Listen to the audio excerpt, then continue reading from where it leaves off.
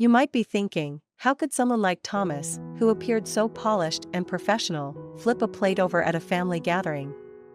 Well, it was shocking for me too. As I stood there, amidst the scattered pieces of food and the hushed murmurs of our relatives, I couldn't help but wonder how it all came to this. The day began ordinarily enough. I remember waking up early, excited to host our first large family gathering since our wedding. I planned to cook Thomas's favorite dishes, as well as some new recipes I thought would impress the extended family. Cooking isn't really my forte, but I wanted to make an effort to show that I cared about my new role as a wife, even though deep down, I missed my job terribly. Thomas, on the other hand, seemed indifferent from the morning. He barely touched his breakfast and seemed lost in thought, probably about work. He always had a lot on his mind, being a consultant at a major firm. I tried to engage him, asking about his preferences for the table setting or the food, but he just nodded absent-mindedly. Hours later, as everyone gathered around the table, laden with dishes I had spent all day preparing, the atmosphere was initially warm. Laughter and conversation filled the room. It was just as I had hoped. But then, Thomas took that one bite, and his demeanor shifted drastically. His face contorted with dissatisfaction, and without warning, he flipped the plate. The room fell silent. "Why would you serve this on such an occasion?" Thomas's words cut through the silence like a knife. Everyone stared, some in disbelief, others in discomfort. As he continued ranting, I felt a knot tighten in my chest. This wasn't just about the food, it was about me not meeting his expectations, not just today, but every day since I had left my job. The job I loved, the job I was good at, which I had left to fulfill his wish of having a stay-at-home wife. It wasn't me. I finally spoke up, my voice steady, despite the tremor I felt inside. "I didn't cook today." I watched as his face went from angry to confused. Yes, I had planned to cook, but at the last minute, I had to order in because I received a call from a former colleague needing urgent help with a project, a reminder of the life I had before. Now, with everyone's eyes on me, I realized this was my moment. I needed to stand up for myself, to reclaim some part of the identity I had before Thomas. I had always been more than just his support system or someone to manage his home. I was a professional, a friend, and someone with dreams and aspirations. Taking a deep breath, I looked around at our relatives, then back at Thomas. "I'm not just your wife," I said, my voice clear and confident. "I am Sarah Mitchell, and I have my own worth beyond this household." In that moment, I didn't just stand up for myself. I took the first step toward finding a balance between the life I once loved and the one I was learning to navigate. Have more control over our lives. This realization struck me profoundly as the days turned into weeks and then months. Living the life of a weekend wife, I found myself looking forward to the brief weekends when Thomas would be home, but even those days weren't as joyful as I imagined they would be. Each Friday, I would feel a mix of anticipation and anxiety. I would clean the house meticulously, cook his favorite dishes, and try to create a welcoming environment, hoping to capture some semblance of the life we had promised each other. But the reality was often different. Thomas would arrive home, tired and preoccupied, barely acknowledging the efforts I had put in to make everything perfect. Our conversations were superficial, mostly revolving around his work or trivial matters. It was as if we were slowly turning into strangers living parallel lives under the same roof. This arrangement made me question the essence of our marriage. Was it just convenience for him? A place to return to when he needed rest or a break from his bustling professional life? It seemed that his commitment to his job was his priority, and our marriage, a secondary arrangement that needed to fit around his career. It dawned on me that in his view, my role was to support this structure silently, without complaint. As I mulled over these thoughts, a part of me felt deeply lonely. The house felt too big, too empty, and the silence too loud. I missed the companionship, the shared daily experiences that I believed marriage would bring. I missed discussing my day with someone who cared, cooking together, and even arguing over small, inconsequential things. These everyday interactions, which I once thought mundane, now seemed like a luxury. I began to fill my days with activities to distract myself from this loneliness. I joined a local community center, started attending cooking classes, and even considered part-time consultancy work in my old field. Each new activity brought a small sense of fulfillment and a break from the echoing quiet of the house. One weekend, when Thomas came home, he noticed the change. He saw the new plants lining the windowsill, the art supplies in the corner of the living room, and the stack of consultancy papers on the dining table. "What's all this?" he asked, a hint of confusion in his tone. "I've been keeping busy," I replied, trying to keep my voice neutral. "Exploring old interests and discovering new ones." He looked around, seemingly trying to reconcile with the changes in the home and, subtly, in me. I could tell he was surprised, maybe even a bit unsettled, that I was finding ways to be happy without him. "Looks like you've been enjoying yourself," he said, trying to sound supportive, but I could detect a trace of discomfort. "Yes, I have," I admitted, realizing in that moment how true those words were. This self-discovery, born out of necessity, was unintentionally becoming my way out of the shadows of our weekend-only marriage. As I stood there, watching his reaction, I knew that this was just the beginning of a new chapter for me, one where I could perhaps find a balance between the love I had for Thomas and the love I was rediscovering for myself. Hearing her voice was unexpected, almost jarring against the backdrop of the silent, near-empty house. She sounded concerned, her words tinged with urgency. "Sarah, I've been trying to reach Thomas for days now. He's not answering my calls or texts. Is everything okay between you two?" I hesitated, unsure how much to reveal. "Oh, we're managing," I replied carefully, my voice neutral. "Thomas has been very busy with work, and he's not often home. Maybe he missed your messages." There was a pause on the other end, and I could almost hear her processing my words. "I see," she finally said, her tone shifting slightly. "But that's just it, Sarah. His office called me. They said he hasn't been in for a week. They're worried." A knot formed in my stomach. Thomas hadn't been home much, but I assumed his absences were due to his work. The thought that he might be lying about his whereabouts added a new layer of anxiety and confusion to the mix. Why would he disappear from his job without telling anyone? "Thank you for letting me know," I managed to say, my mind racing. "I'll try to find out what's going on and get back to you." After we hung up, 1,000 thoughts whirled through my head. Where could Thomas be? Was he okay? Was there another reason for his absence? The uncertainty was maddening. I decided to call his closest friend, hoping for some insight. The friend seemed surprised to hear from me, but was equally in the dark about Thomas's whereabouts. Feeling more alone than ever, I realized I needed to take action. I couldn't keep waiting for Thomas to provide stability and honesty. It was time to seek answers on my own. I started by visiting his office. The receptionist recognized me, and her face fell when I asked about Thomas. "He hasn't been here in a while," she confirmed, her voice low. "We thought he was on a long business trip." The pieces weren't adding up. There was no business trip that I knew of, and his sudden disappearance from work was alarming. I thanked her and walked out, my mind numb. What was Thomas hiding? Was our entire relationship built on deceit? I felt betrayed, not just by the potential lies, but by my own willingness to turn a blind eye to the signs that something was wrong. Determined to uncover the truth, I went back to our home and began digging deeper. I checked bank statements, emails, anything that might give me a clue to his whereabouts or activities. With each discovery, the picture grew increasingly troubling. Large sums of money transferred to unknown accounts, strange names and numbers, and hotel bookings in cities Thomas had no reason to visit. It was as if I was married to a stranger. As the sun set, casting long shadows across the room, I sat surrounded by papers and digital trails, a sense of dread settling over me. My marriage, it seemed, was a facade, and the man I thought I knew was a mystery.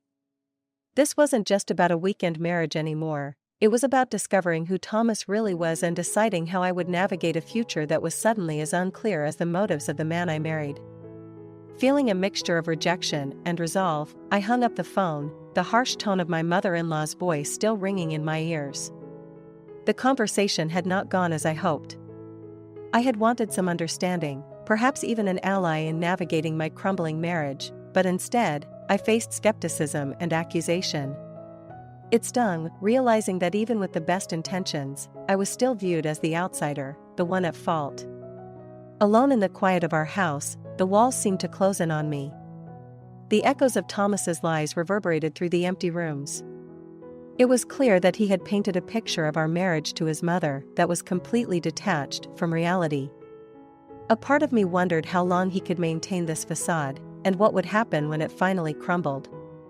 With Christmas approaching, I knew the family gathering would be an opportunity to see Thomas, perhaps even confront him in person about his actions and the divide between his words and reality. It would also be a chance to observe the dynamics of his family more closely, to understand why his mother held such unwavering support for her son, despite evidence to the contrary. As the days passed, my resolve strengthened. I decided to gather evidence of Thomas's comings and goings, or rather, his absences. I installed a small security camera that covered the front door and kept a detailed log of the days and times he was actually home. It wasn't something I took any pleasure in, it felt more like a necessity, a way to protect myself from further accusations and to perhaps someday show his family the truth. I also reached out to a few friends who knew both Thomas and me. I needed support, someone to talk to who might understand or at least listen without judgment. Their reactions were mixed, some were shocked, others not so much, having perhaps seen signs of Thomas's behavior that I had missed. As Christmas drew near, I prepared myself mentally for the family gathering.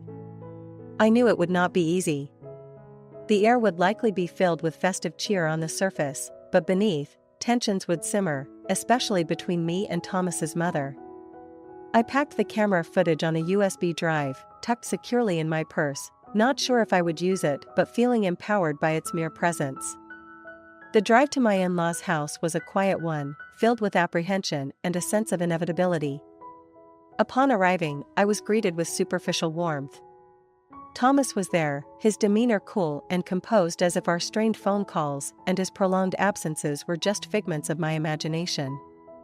Throughout the evening, I watched and waited, looking for the right moment to perhaps bridge the gap with my mother-in-law or confront Thomas. But as the night wore on, with laughter and the clinking of glasses around me, I felt more like an observer than a participant in this family scene. At that moment, it became clear that the challenge ahead was not just about proving my truth, but deciding how I would navigate this complicated web of relationships and my own path forward. Whether Thomas or his family ever came to see my side, I knew I needed to find a way to live authentically, not just in their eyes, but in my own. As the silence stretched taut after Thomas's outburst, the room filled with uneasy glances and murmured whispers among the relatives. My cheeks burned with humiliation, but inside, my resolve hardened. This was the moment I had been preparing for, the moment to put my plan into action, albeit in a way that maintained dignity amidst chaos. Turning to Thomas, I kept my voice calm, despite the storm raging within me. I didn't make the dish, Thomas, I stated clearly, ensuring every relative could hear. The room fell even quieter, the tension almost palpable. Thomas, caught off guard, blinked in confusion. His mother, who had been quick to criticize me in the past, looked from me to Thomas, trying to gauge the situation. The housemaid, who had been in the background, paused in her work, her eyes behind her glasses watching the drama unfold. I had spoken with her earlier, one of the few alliances I had formed in preparation for today. She knew the truth of the situation, having actually prepared the dish herself under my instruction to ensure everything went perfectly for the gathering. Thomas's uncle, who had always seemed indifferent, now showed a flicker of interest, his eyes sharp. "Thomas, if Sarah didn't cook, then why blame her?" he asked, his voice cutting through the murmurs. It was a simple question, yet it shifted the dynamic, drawing attention to Thomas's unreasonable behavior. My mother-in-law, now visibly conflicted, glanced between her son and me. "Thomas, you should apologize. It's Christmas, and no way to treat anyone," she said, her voice softer than I had ever heard it directed towards me. It seemed the public nature of Thomas's humiliation of me had tipped the scales, even if slightly. Thomas, red-faced and flustered, mumbled something unintelligible under his breath, not quite an apology but a retreat from his earlier aggression. I could see in his eyes a flicker of the realization that he had overstepped, that his usual tactics hadn't worked with an audience. Seizing the opportunity, I addressed the room, my voice steady but warm. "Let's not let this spoil our Christmas. I'm sure everyone put a lot of effort into being here together, and it's supposed to be a day of joy and forgiveness." As I spoke, I met the eyes of each family member, including the quiet housemaid, whose slight nod gave me a sliver of encouragement. My father-in-law put down his newspaper, his gaze meeting mine for a fleeting moment with what I hoped was a spark of understanding or perhaps approval. From that point, the dinner resumed with a strained but improved atmosphere. Conversations tentatively restarted, focusing on lighter topics, the usual holiday banter. I participated where necessary, but my thoughts were already ahead, planning my next steps after this revelation. Though today had been about proving a point, about showing that I was not the person Thomas or his mother portrayed me to be, it was also a turning point for me personally. I had stood up for myself publicly, and whatever the outcome, I knew this was just the beginning of a larger change I needed to make in my life, with or without Thomas. This Christmas might have started with conflict, but it ended with a sense of empowerment, and for the first time in a long while, I felt a flicker of hope about my future. As the truth unfolded before the gathered relatives, a sense of disbelief seemed to hang in the air like a heavy fog. My mother, who had been masquerading as the housekeeper, now stood revealed in her true identity, her expression a mix of determination and apprehension. Thomas, usually so quick with his retorts, now stood silent, his face drained of color. The realization of his deception, of the web of lies he had spun, seemed to weigh heavily on him. His eyes flickered nervously between me, my mother, and the other guests, as if searching for an escape route that no longer existed. My parents-in-law, who had been so quick to defend Thomas in the past, now stared at him with a mixture of shock and disappointment. The realization that their son had been lying to them, manipulating the truth to suit his own agenda, must have been a bitter pill to swallow. For me, standing there amidst the unfolding drama, there was a strange sense of liberation. I had spent so long feeling trapped in Thomas's web of deceit, questioning my own worth and validity in the face of his accusations. Now, with the truth laid bare for all to see, I felt a weight lifting from my shoulders. "I think it's time we had a frank discussion," I said, my voice steady despite the roiling emotions inside me. "Thomas, you've been deceiving not just me, but your own family as well. It's time to come clean and face the consequences of your actions." Thomas opened his mouth as if to speak, but no words came out. His facade of confidence seemed to crumble before my eyes, revealing the vulnerable man beneath. My mother-in-law, her eyes shining with unshed tears, reached out to me, her expression softened by understanding. "Sarah, I'm so sorry. We had no idea." "I had no idea," she murmured, her voice thick with emotion. I nodded, feeling a swell of gratitude for her acknowledgement. It wasn't the resolution I had expected, but it was a start, a recognition that the truth, no matter how painful, was better than living a lie. As the evening wore on, conversations shifted, tensions eased, and slowly, a sense of normalcy returned to the gathering. But beneath the surface, I knew that everything had changed. The facade of Thomas's perfect marriage had been shattered, revealing the cracks beneath. In the days and weeks that followed, there would be difficult conversations, painful truths, and perhaps even more revelations. But for now, in this moment of clarity and honesty, I allowed myself to breathe a sigh of relief, knowing that I had finally taken a stand for myself and the life I deserved. As the murmurs in the room grew into a storm of disbelief, I stood with a calmness that contrasted sharply with the chaos unfolding around me. My voice cut through the clamor as I continued, "I suppose this might come as a surprise to you, Thomas, as well as to everyone else here." I swept my gaze over the shocked faces of his relatives. They clutched their pearls and adjusted their glasses, trying to process the unfolding drama.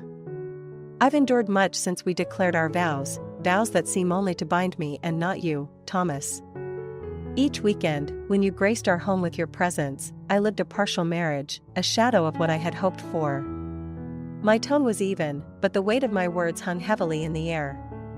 It was in these long weekday silences, in the stretches of solitude, that I realized something had to change. I turned slightly towards Mary, who still seemed puzzled by the reality crashing down around her. Mary, I don't blame you. This is not about you or me. This is about a man who has failed both of us, weaving webs of deceit that have ensnared more than just his wife. I could feel Thomas's stare, burning with a mixture of anger and fear, but I held my ground. As you can see, Thomas, I said, turning back to face him squarely, the truth has a way of surfacing, no matter how deeply it's buried. And today, it seems, the truth wants to be heard. His mother, previously so vociferous in her defense, was now silent, her face a mask of consternation and denial. I can't believe my Thomas would do such things, she whispered to the relative beside her, but the conviction was gone from her voice. The room felt charged, a brewing storm of revelation that threatened to sweep through the house and cleanse it of the pretenses under which it had long operated. Thomas attempted to speak, his voice a blend of desperation and incredulity. "This is some mistake, I can explain everything," he stuttered, his eyes darting around, seeking an ally in a sea of skeptics. But before he could construct his defense, another voice chimed in, "Uncle John, always the peacemaker," yet his tone now carried an edge of disappointment. "Thomas, we've seen enough. We've heard enough. It's time you own up to your actions and face the consequences like a man." The family's eyes turned towards Thomas, waiting for his response, for his confession, for any sign of remorse. But as the seconds stretched into minutes, it became painfully clear that Thomas was still scrambling for an escape route from the truth laid bare. The tension was palpable, a living entity in the room, as we all waited for what would come next. As the weight of the detective's report sank in, silence descended upon the room, broken only by the soft rustling of papers as I displayed each damning document. Thomas and Mary's expressions mirrored each other, a mixture of disbelief and horror. The evidence was irrefutable, detailing dates, places, and intimate conversations between them that stretched back years. As I flipped through the photos and messages, each piece felt like a betrayal, yet there was a strange relief in laying it all bare. Thomas, his voice a mere whisper, tried to interject. This isn't what it looks like. It's not. Enough, Thomas, I cut him off sharply. We're beyond excuses now. The truth is here, in black and white. I gestured to the stack of papers. Your late nights, the weekends away, your so-called business trips. It's all here. The relatives, previously buzzing with whispers and murmurs, now watched in stunned silence. Their eyes darted between Thomas, the papers, and me, as if trying to reconcile the man they knew with the evidence of his deceit. My father-in-law, a stern man who had always been distant but respectful, finally spoke. His voice was cold, devoid of the warmth I had occasionally seen during family gatherings. "Thomas, you've not only deceived your wife, but you've disgraced our family. We raised you better than this." My mother-in-law, whose defense of Thomas had been unwavering, now seemed smaller, her energy diminished by the weight of her son's actions. Her eyes, once fiery with indignation, now brimmed with tears of betrayal. She looked from the evidence to me, and then to her son, the realization dawning on her that her fierce maternal instinct had blinded her to the flaws in her own child. Mary, the young woman caught in the middle of this storm, seemed lost. Her earlier confidence had evaporated, replaced by a dawning understanding of the situation. She glanced at Thomas with a look that was part betrayal, part dawning horror, as she realized the extent of the lies he had woven around both of us. I continued, my voice steady, but not unkind. I wanted a marriage based on trust and partnership. What you chose, Thomas, was a facade, a weekend routine that allowed you to live a double life. I couldn't let this continue once I knew. Not just for my sake, but for honesty's sake. As the gravity of the situation settled over the room, Thomas stood frozen, his usual eloquence gone. His attempts to maintain a facade of innocence were futile in the face of overwhelming proof. The family, once so vibrant and lively during our gatherings, now looked at him with a mix of disappointment and anger. It was clear that things would never be the same. The revelation of Thomas's infidelity and the calculated deception had shattered not just our marriage, but the family's perception of him. As the reality of his double life was laid bare, everyone in the room had to confront the fact that the person they thought they knew was far different from the truth. Following the chaotic revelation and Thomas's hasty exit, the atmosphere in the room was heavy with the aftermath of scandal. Relatives stood or sat in stunned silence, processing the drama that had unfolded. My mother-in-law, her voice, barely audible amidst the quiet murmurs, finally broke the silence, her words tinged with regret and disbelief. "Sarah, I don't know what to say." I looked at her, feeling a mix of vindication and sadness. "It's okay," I replied softly, understanding that the deception was as much a shock to her as the confrontation was necessary for me. "I know this isn't easy for anyone." My eyes swept the room, catching glimpses of pity, shock, and even some whispered support among Thomas's relatives. It was clear that the image of the happy couple they had been fed was shattered. The truth, as ugly as it was, had liberated me from a facade that had become too painful to maintain. Taking a deep breath, I addressed the room. "Thank you all for being here today. I'm sorry for the scene, but it was something that couldn't be left in the shadows any longer." My voice, steady now, carried a quiet strength. "I believe it's best if I leave now." There were nods around the room, some murmured apologies for having doubted me, and expressions of support that hadn't been there when I first walked in. My mother, who had been by my side disguised as one of the maids, gave me a small, encouraging smile as we prepared to leave. We exited the house, leaving behind the tangled web of lies and deception. In the days that followed, I filed for divorce. It was a strange feeling, filling out those papers. Despite the short duration of our marriage, the ordeal felt like it had lasted a lifetime. The apartment we had shared was no longer a home but a reminder of the deception. Fortunately, the transition was smoother than I had anticipated. Thomas had left without a fight, overwhelmed by his own deceit and the consequences that followed. As I settled back into single life, the sense of relief was palpable. The divorced label seemed inconsequential compared to the freedom I regained. My return to the workforce was a breath of fresh air. I rejoined the condominium management company where I had worked before, and the familiar routine, the daily challenges, were invigorating. Working again, interacting with colleagues and clients, I felt a part of the world once more, a stark contrast to the isolation of my married life. It affirmed my resolve: if I were to ever consider marriage again, it would have to be under different terms, with a partner who respected and valued my independence as much as their own. Meanwhile, Thomas's situation had become precarious. His financial recklessness with Mary, coupled with the fallout from our public confrontation, left him in dire straits. Without support from his relatives, who were disillusioned and unwilling to aid him further, he had resorted to taking out a bank loan. The prospects of their planned marriage seemed bleak, with both sets of parents advocating for financial stability before any wedding bells could ring. Sitting in my renewed singlehood, the troubles of Thomas seemed distant, almost like they belonged to someone else's life.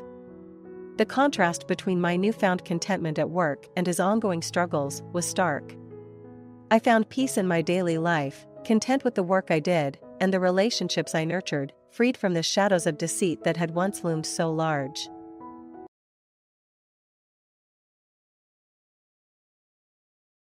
Once upon a late summer in a bustling suburb, under the waning glow of the evening sun, there lived a woman named Eliza.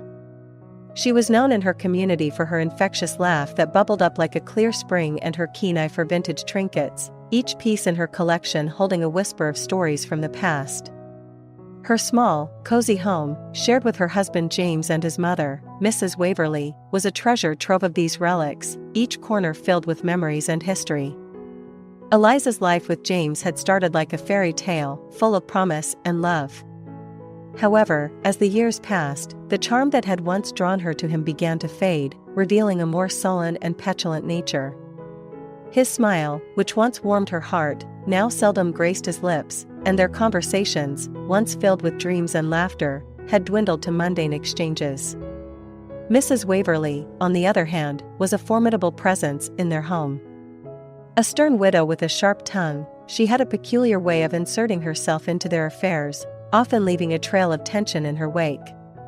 Her relationship with Eliza was polite on the surface, but fraught with unspoken grievances and simmering resentments. The dynamics in the house were always a bit strained but had reached a fragile equilibrium, until one fateful evening that set the wheels of change in motion.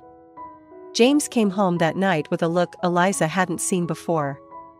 It was as if he had made a decision that weighed heavily on him, his usual indifference replaced by a twisted resolve. "Eliza, we need to talk," James began, avoiding her gaze as they sat at the dinner table, the remains of their meal forgotten between them. "What is it, James?" "You seem different," Eliza replied, trying to read his expression, a sense of unease growing within her. "It's about us, about our living situation. I've decided it's best if I move back in with Mother," he said, finally meeting her eyes, his voice steady but lacking confidence. Eliza felt a momentary pang of shock, not at the thought of losing the house or even their life together, but at the realization that she wasn't as devastated by his announcement as she thought she would be. A sly smile curled her lips, surprising even herself. "Very well, James. If that's what you wish," she responded, her voice calm and collected. "But know this, I won't be begging to stay. This house, your mother, it's all yours." James seemed taken aback by her lack of resistance, a flicker of doubt crossing his face. "Are you sure? I thought you'd be more upset." Eliza stood, her chair scraping softly against the floor. "I've spent enough time in shadows, James. It's time for me to step into the light. Perhaps this is the change we both need." As she walked away, leaving James to digest her words, Eliza felt a surge of liberation. The house, once a symbol of their shared life, now felt like a chain she was all too happy to break. James and Mrs. Waverly, expecting to see a broken woman, watched in confusion as Eliza began to pack her belongings with a light step and a determination that seemed to fill the room with a new energy. Her departure marked the end of an era and the beginning of something entirely new. As Eliza closed the door behind her, the late summer air greeted her like a promise, and for the first time in years, she felt truly free to pursue her own happiness, unburdened by the expectations and disappointments of her past. The morning after James's announcement was a peculiar one in the house. Eliza woke to the first rays of dawn, her heart lighter than it had been in months. She had expected to feel the weight of the world on her shoulders, but instead, she felt a sense of liberation. As she packed her belongings, she moved not with the hurried pace of someone fleeing, but with the deliberate actions of someone choosing a new path. Her collection of vintage trinkets, each piece carefully wrapped and placed into boxes, seemed to whisper stories of the past and promises of the future. She paused now and then, holding a piece up to the light, letting the memories wash over her, then smiling softly before packing it away. James watched her from the doorway, his expression a mix of confusion and curiosity. "I thought you'd fight this, Eliza. Why are you so calm?" he asked, the edge in his voice betraying his attempt at indifference. Eliza turned to him, her gaze steady. "Because, James, sometimes the end of one thing is just the beginning of another. This house, our marriage, it's been over for a long time. You're just now catching up," she replied, her voice firm yet devoid of malice. Mrs. Waverly, ever the silent observer, interjected with a tone that suggested she knew better. "You'll regret this, Eliza. You're walking away from stability, from security." Eliza smiled, a genuine curve of her lips that reached her eyes. "Perhaps, but I'm walking towards happiness and freedom. Something tells me that's worth much more." The day progressed with Eliza methodically sorting through her life, deciding what to take and what to leave behind. James and Mrs. Waverly offered little help, their presence more of a reminder of why she was leaving than any assistance. When the movers arrived, Eliza directed them with a calm authority, ensuring her treasures were handled with care. The house felt increasingly empty with each box that left, not just of objects, but of the life and warmth Eliza had imbued it with. As the last box was loaded, Eliza took one final walk through the house. Each room echoed with memories, both sweet and sour, but she felt no sadness, only a sense of closure. Standing at the threshold, she turned to James and his mother. "I wish you both well," she said, not as a courtesy, but with genuine goodwill. "May you find the peace you're looking for." With that, she stepped out of the house, not as the woman they thought they knew, but as someone reborn, ready to embrace whatever came next. The air outside seemed fresher, the sky bluer, as if the world itself was acknowledging her new beginning. Eliza's departure marked the end of an era for the house on the suburban street, but for her, it was the dawn of something new and exciting. As she drove away, her heart was full, not of regret, but of anticipation for the adventures that lay ahead. In the weeks following Eliza's departure, the house seemed to undergo a transformation, but not for the better. What was once a sanctuary of warmth and love gradually became a cold, unwelcoming shell. James and Mrs. Waverly found themselves facing a myriad of problems, each more perplexing than the last. The first sign of trouble came with the pipes. One evening, as James attempted to wash the dishes, the sink gurgled ominously before spewing forth a torrent of murky water. "Not again," he muttered, frustration evident in his voice as he reached for the phone to call a plumber, something Eliza had somehow always managed to fix with her intuitive touch. "Mother, did you notice the water pressure has been odd lately?" James asked, hoping it was a temporary issue. Mrs. Waverly, who was trying to read in the living room, looked up, irritation creasing her brow. "Yes, and it's just another thing she left us to deal with." As if moving out wasn't enough, she cursed us with a crumbling house. But the water was just the beginning. The garden, once Eliza's pride and joy, turned wild and untamed, as if rebelling against its new caretakers. Weeds choked the once vibrant flowers, and the vegetable patch yielded nothing but withered plants. "Look at this mess," Mrs. Waverly lamented one morning as she surveyed the garden. "This garden used to be the talk of the neighborhood. Now, it's just an embarrassment." James, trying to untangle a particularly stubborn weed, sighed in agreement. "I don't understand. Eliza made it look so easy. I didn't think we'd have to do anything." As autumn approached, the house's demeanor grew colder. The heating system, which had always kept the home cozy and warm, now sputtered and wheezed, barely emitting any heat. Nights became a test of endurance, with James and his mother layering clothes and blankets just to sleep comfortably. "I can't believe this," James exclaimed one chilly evening, trying in vain to coax the ancient heater to life. "It's like the house is falling apart without her." "It's as if she took the life of the house with her when she left," Mrs. Waverly observed, a note of begrudging respect for Eliza's care of the home slipping through her usual stern demeanor. The true extent of the house's retaliation, however, was felt in the eerie atmosphere that now pervaded it. The walls, once resonant with laughter and conversation, now echoed with silence and the occasional inexplicable creak or groan, as if the house itself was mourning Eliza's absence. One night, as James lay awake in bed, he couldn't shake the feeling of being watched. The shadows seemed to move with a life of their own, and the silence was oppressive. "Eliza," he whispered into the darkness, half hoping, half dreading she might answer. But the only response was the echo of his own voice, a stark reminder of the void Eliza's departure had left. James and Mrs. Waverly, once so eager to see her go, now found themselves longing for the warmth and care she had brought to their lives and the house. As they faced each new challenge, it became painfully clear that Eliza's influence on the home was far more profound than they had ever realized. Without her, the house was not just an empty shell, it was a reminder of what they had lost, not just a caretaker, but the heart of what had made it a home. In the weeks following Eliza's departure, the house on the suburban street began to show signs of distress. It wasn't just the unkempt garden or the accumulation of dust on surfaces once polished to a shine. There was a deeper, almost sentient, unrest within its walls. James and Mrs. Waverly, initially smug about their victory, started to notice the eerie changes. One evening, as they sat in the dimly lit living room, the silence between them was palpable. The house creaked and groaned around them, a symphony of discontent. "Have you noticed," James began, his voice barely above a whisper, "how cold it's become in here? Even with the heating on full blast. Mrs. Waverly nodded, wrapping her shawl tighter around her shoulders. Yes, and the lights. They flicker, even though we've had the wiring checked.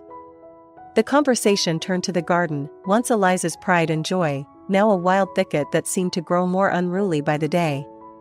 It's as if the house is rebelling against us, James mused, a hint of unease in his tone. The next day, as they attempted to address some of these issues, they found themselves thwarted at every turn. The plumber, after inspecting the groaning pipes, was baffled.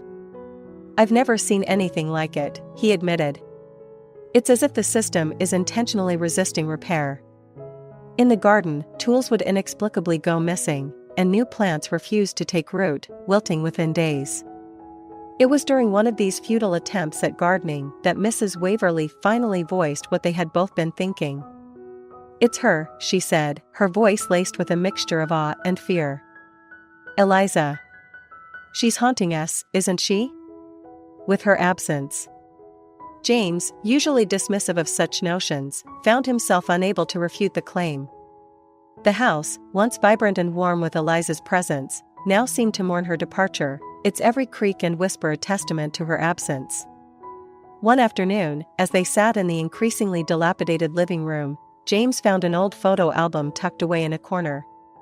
Opening it, they were greeted by pictures of happier times, Eliza, laughing in the garden, Eliza, meticulously decorating the house for various celebrations, Eliza, the lifeblood of a home now turned against its current occupants. It's as if she took the soul of the house with her when she left, James remarked, a note of regret in his voice. And left us with a shell, Mrs. Waverly added, her usual stern demeanor softened by a rare show of emotion. That night, unable to sleep, James wandered the quiet halls, the echoes of his footsteps a stark reminder of what they had lost. Stopping in front of what used to be Eliza's craft room, he hesitated before pushing the door open. Inside, the remnants of her projects lay scattered, untouched since her departure. It was here, surrounded by the ghosts of Eliza's passions, that James finally understood the depth of his mistake. Eliza hadn't just been a part of their lives, she had been the cornerstone of their home. Her revenge, James realized, was not an act of spite but a lesson in value. By withdrawing her presence, she had shown them the true worth of what they had taken for granted. The house, with its groaning pipes and wild garden, was not just rebelling, it was mourning. In the quiet of the night, James whispered an apology into the darkness, knowing it was too late for regrets but hoping, somehow, it would bring some peace to the restless home. Eliza's sly revenge was complete, not through dramatic actions, but through the profound realization of her absence. James and Mrs. Waverly were left to confront the emptiness she had left behind, a reminder of the cost of their actions.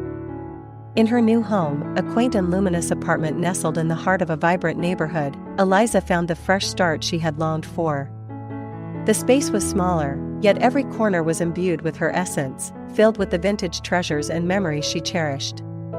It was her sanctuary, a place where she could rebuild and redefine her life on her own terms. As days turned into weeks, Eliza immersed herself in her passions. She began refurbishing vintage furniture, turning worn pieces into works of art. Her apartment slowly transformed into a gallery of her talents, each piece telling a story of transformation and renewal. One evening, as she put the finishing touches on a particularly stubborn chair, her friend Clara stopped by. Clara, with her keen eye for design and unwavering support, had been Eliza's confidant through the tumultuous times. This place, it's incredible, Eliza, Clara remarked, her eyes scanning the room. It's so you. Vibrant, warm, and utterly inviting. Eliza smiled, wiping her hands on a cloth. It feels right, doesn't it? I think, for the first time in a long time, I'm exactly where I need to be. Clara nodded, picking up a photo frame from a nearby table. It was a picture of Eliza in her new apartment, surrounded by her projects. You've grown so much, Liz. It's like you've blossomed into the person you were always meant to be. The conversation drifted to Eliza's newfound independence. I never realized how much of myself I had lost, trying to fit into a life that wasn't mine, Eliza confessed. Leaving, it was terrifying, but it was also the most liberating decision I've ever made. Clara squeezed her hand. "You've always had this incredible strength, Eliza. You just needed a chance to see it for yourself." Their discussion turned reflective as they pondered the journey of self-discovery. "Do you think they've noticed?" Eliza mused, a hint of curiosity in her voice. "James and his mother, do you think they understand what they've lost?" Clara's response was thoughtful. "Maybe, maybe not. But you know what? It doesn't matter anymore. She gestured around the apartment, this is your life now. You're building something beautiful here, for yourself. That's all that counts." Eliza's evenings were no longer filled with the tension and unease that had marked her previous life. Instead, she hosted small gatherings, her apartment a beacon of warmth and creativity. Her friends, old and new, were drawn to her light, her infectious laugh once again a staple of her existence. One such gathering saw Eliza surrounded by laughter and lively conversation. Amid the festivities, she found a moment of quiet reflection. Looking around at the joy-filled room, she realized the truth in Clara's words. It didn't matter if James and Mrs. Waverley ever recognized what they had lost. Eliza had found herself, her passions reignited, her spirit unburdened. Her journey was a testament to the resilience of the human spirit, a reminder that growth often comes from the most unexpected places. Eliza had not only left a house, she had left behind a version of herself that no longer served her. In its place, she had discovered a strength and a joy that was entirely her own. As the night drew to a close, Eliza stood on her balcony, looking out at the city lights. The path ahead was hers to shape, filled with endless possibilities. She had faced her fears, embraced change, and emerged not just unscathed but vibrant and alive. "Here's to new beginnings," she whispered into the night, her heart full of hope and her eyes bright with the promise of tomorrow. Eliza's reflections of growth were not just about moving on from the past, but about stepping boldly into the future, ready to embrace whatever came her way with grace and resilience. The seasons changed, and with them, Eliza found her rhythm in the new life she had carved out for herself. The once empty apartment had become a home, its walls echoing with the sounds of her renewed joy and the vibrant gatherings that had become a regular part of her life. Eliza's journey had taught her the true meaning of moving on, not as an act of leaving something behind, but as an embrace of the future and all its potential. One crisp autumn morning, Eliza sat at her favorite coffee shop, a quaint little place she had discovered shortly after her move. It had become her sanctuary for reflection and planning. As she sipped her coffee, she couldn't help but overhear a conversation at the next table. A young woman was confiding in her friend about a difficult decision she faced, one that sounded all too familiar to Eliza. Without hesitating, Eliza turned to the young woman. "I couldn't help but overhear," she began, her voice gentle, "and I know it's none of my business, but sometimes, the hardest choices lead to the brightest paths." The young woman looked at her, initially surprised but then curious. "Did you go through something similar?" she asked. Eliza nodded, sharing a condensed version of her own story, how she had faced a seemingly insurmountable challenge and how, in choosing herself, she found a strength she never knew she had. "It's terrifying, stepping into the unknown," Eliza admitted, "but sometimes, it's the only way to truly find out who you are and what you're capable of." The young woman's friend chimed in, "It sounds like you've come a long way." "It's inspiring, really." Eliza smiled, a warmth spreading through her. "We all have our battles," she said, "but it's how we face them that defines us." Returning to her apartment later that day, Eliza found a letter in her mailbox. It was from James. Opening it with a mixture of curiosity and apprehension, she found not the bitterness or accusations she might have expected, but an apology. "Dear Eliza," the letter began, "I've spent a lot of time reflecting on everything that happened, on how things ended between us. I realize now how much I took for granted, and for that, I am truly sorry. I hope you found the happiness you were seeking." Eliza sat down, the letter in her hands, and felt a profound sense of closure wash over her. It was the final step in moving on, a sign that the past was truly behind her. That evening, as she hosted a small dinner party, Eliza found herself sharing the story of the letter with her guests. It's funny, she mused, how life comes full circle. I never expected an apology, but now that it's here, I realize it's not just about forgiveness. It's about understanding, about growth. Her friend Clara, ever the voice of wisdom, raised her glass. To Eliza, she said, for showing us the true essence of moving on. It's not about forgetting the past, but about embracing the future with an open heart. The room echoed with the clink of glasses, and as Eliza looked around at the faces of her friends, she felt a deep, unwavering sense of contentment. Moving on had brought her here, to this moment of peace and fulfillment, surrounded by love and support. As the night drew to a close, Eliza stood on her balcony, looking up at the stars. She thought about the young woman in the coffee shop, about James, and about the winding path that had led her here. Moving on wasn't just an act of leaving something behind, it was a journey of discovery, of finding oneself amidst the chaos of change. Eliza realized then that her story was far from over. It was just beginning, and she was ready for whatever adventures lay ahead. With a heart full of gratitude and eyes open to the endless possibilities of the future, Eliza embraced the essence of moving on, knowing that the best was yet to come.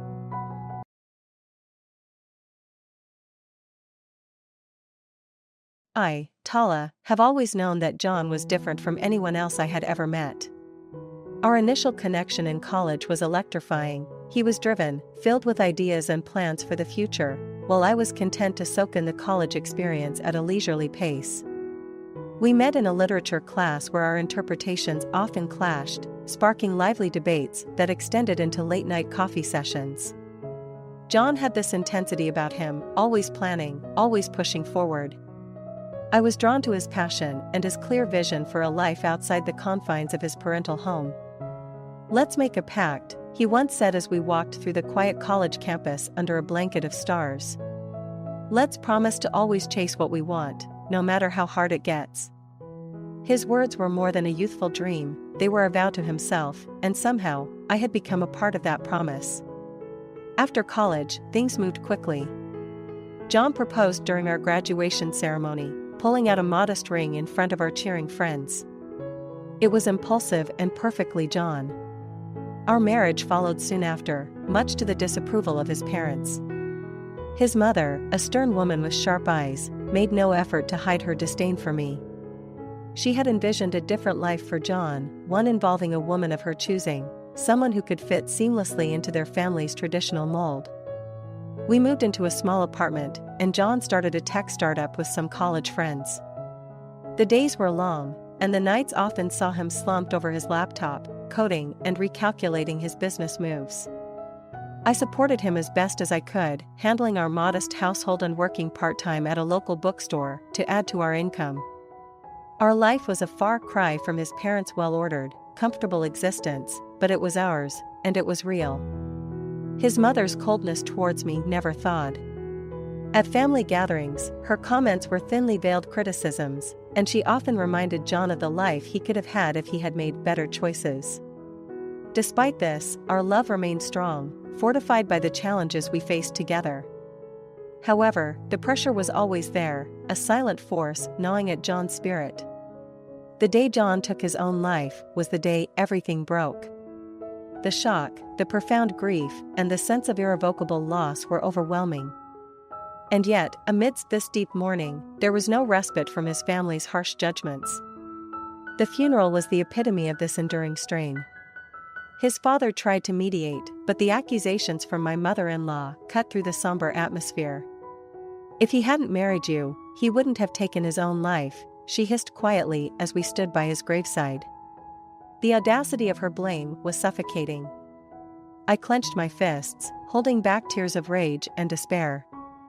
All I wanted was to grieve my husband, my partner, but instead, I was defending myself against unjust accusations. After we left the funeral home, I collapsed into bed, hoping sleep would grant me a brief escape from the relentless pain. But the next morning brought no peace. The usual demand to fetch the newspaper was accompanied by a discovery, an envelope tucked inside, containing a message that promised yet another upheaval. The words written in John's unmistakable handwriting hinted at secrets he had kept, ones that could change everything. As I held the envelope, my heart raced with a mix of fear and determination. Whatever was inside, I knew it would set the course for what I needed to do next. As I held the small box with the ring, a surge of emotions flooded through me. My mind raced back to the very beginning, when John and I were just two college students with big dreams. Now, here he was, affirming our future together. "Of course," I said, my voice a mix of joy and resolve. "I've wanted this as much as you have." We celebrated our engagement quietly, with a few close friends who had been with us since our university days. That night, as we lay side by side, John shared more of his vision for the future. "With the company doing well, I think we can start planning for the next big step. Maybe look for a new place, somewhere we can really call our own," he suggested, his voice filled with excitement. The company had indeed become a significant part of our lives. John's passion project, the adoption website, had started to gain traction. He poured his heart into making the platform both informative and empathetic, providing a voice for those often unheard.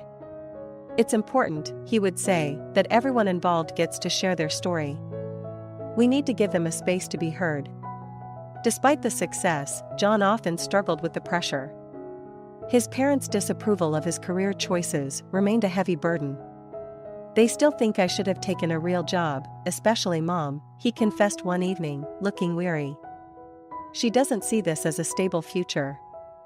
The tension between maintaining his independence and pleasing his parents wore on him, sometimes leaving him gloomy and restless. Seeing him like this, I felt a deep resolve to support him unconditionally. "We'll get through this together," I assured him, holding his hand tightly. "You're doing something amazing, and I'm here for you, every step of the way." Our plans for the future were filled with potential and hope. We discussed moving to a bigger apartment, possibly starting a family, and expanding the company further. Each conversation built upon the last, weaving a tapestry of shared dreams and commitments. However, these dreams were tempered by the realities we faced. The night before our graduation, John finally confronted his parents with his success and our plans. To our relief, they began to understand the significance of what he had built. "I think they're starting to see the value in what I do," John said with a relieved smile after a long discussion with them. "It feels like a weight has been lifted off my shoulders." Now, standing in our kitchen with the engagement ring sparkling on my finger, I felt a wave of gratitude for the journey we had embarked on together. "Here's to us, and to a future we build on our own terms," John toasted, his voice steady and sure. Our life, intertwined between our personal love and our professional venture, blossomed. We were not only partners in life, but in business, facing each day with renewed determination and love. As we moved forward, our relationship deepened, fortified by the challenges we overcame and the successes we celebrated. Each step, each decision, brought us closer, weaving our lives together in ways we had always dreamed of. "John, could you please speak to your mother?" I asked, my voice tinged with a mix of bewilderment and irritation as she stood in our living room, uninvited and clearly upset about something. John's gaze flitted between me and his mother, a silent plea for patience evident in his eyes. "Mom, what's going on? Why didn't you call before coming over?" John's tone was gentle, yet firm, as he tried to balance respect for his mother with his loyalty to me, his new wife. His mother's face was a storm of emotions, her eyes darting around the room as if looking for something amiss. I needed to see where you were living now. This is all so sudden, John. You getting married, moving out. And with someone we hardly know." I watched the scene unfold, feeling a growing sense of unease. It wasn't just about her sudden visit or the lack of a prior phone call. There was an underlying tension, a palpable discomfort that seemed rooted in something deeper than the usual mother-in-law concerns. "Mom, we've talked about this," John said, his voice steady but his hands betraying his anxiety as they fidgeted with the edge of his shirt. "Tala is my wife now. We need to respect our space and our decisions." His mother sighed, her shoulders sagging slightly as she looked at me again, this time with a more measured gaze. I know. It's just hard to let go sometimes. But I'm here today, because there's something important we need to discuss." John and I exchanged a glance, a silent communication that crossed the space between us in an instant. Whatever was coming, we would face it together. "All right, Mom. Let's sit down and talk about it," John suggested, motioning towards the couch. We all took our seats, the air heavy with anticipation and the faint hum of the city outside barely audible through the closed windows. As she settled in, John's mother took a deep breath, her next words hanging in the balance as she gathered her thoughts. "It's about the family business," she began, her voice trailing off as if unsure how to continue. Enthusiasm hanging on her every word as she detailed her plans for expansion and innovation. John, sitting beside me, contributed a few strategic insights, which were quickly overshadowed by Jolie's more flamboyant proposals. I could feel his frustration as he tried to engage, only to be subtly sidelined. It was during these moments that I saw the weight of his silence, a resignation to his role in the family that seemed ingrained over years of similar occurrences. Despite this, he remained supportive of his sister, his pride in her achievements evident, even if it meant diminishing his own presence. Observing all this, I began to understand the family dynamics more clearly. The parents, particularly the father, showed a marked preference for Jolie, often praising her for initiatives and overlooking John's consistent contributions. This preferential treatment was not overt but displayed in little acknowledgments and affirmatives that accumulated into a significant bias. One afternoon, after a particularly tense discussion where John's ideas were dismissed once more, we found ourselves alone in the kitchen. John was quiet, his usual upbeat demeanor shadowed by the day's events. I reached out, placing my hand over his. "John, it must be tough, feeling like you're not being heard," I said softly, trying not to push him too much, but wanting to acknowledge his struggle. He sighed, a deep, weary sound that seemed to carry more than just frustration. "It's always been this way. Ever since we were kids, Jolie was always the star, and I was the support. I love her, I do, but sometimes, I just wish." He trailed off, not finishing his sentence, but he didn't have to. I understood. John wanted to be seen for his own merits, not just as a background to his sister's vibrant canvas. "John, I see you," I assured him, squeezing his hand gently. "I see how hard you work and how much you care. Maybe it's not acknowledged as it should be, but it doesn't go unnoticed by me." He smiled, a small but genuine expression that reached his eyes. "Thank you, Tala. That means more than you might realize." As we prepared to face another day living under the same roof as his family, I knew our challenges were far from over. However, I was determined to be John's ally, to be his voice when he felt overshadowed and to ensure that, at least between us, there was recognition and respect. From then on, I took it upon myself to subtly highlight John's contributions during family conversations, making sure to draw attention to his ideas and praising his efforts. It was a small gesture, but it seemed to lift John's spirits, giving him a bit more confidence each day to assert his place in the family discourse. This new role I took on wasn't without its difficulties. Sometimes, my mother-in-law would cast me a wary glance, sensing the shift in dynamics.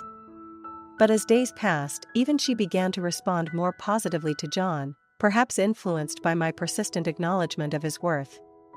Despite the complex family relationships and the underlying tensions, I held on to hope that, bit by bit, I could help bring about a change, not just for John's sake, but for the harmony of the family we were now irrevocably part of. Father-in-law, I felt a cold dread settle in. His actions were completely inappropriate, and the accusation from my mother-in-law was both absurd and hurtful. Trying to process it all, I realized the importance of handling this delicately, especially considering John's feelings and our relationship.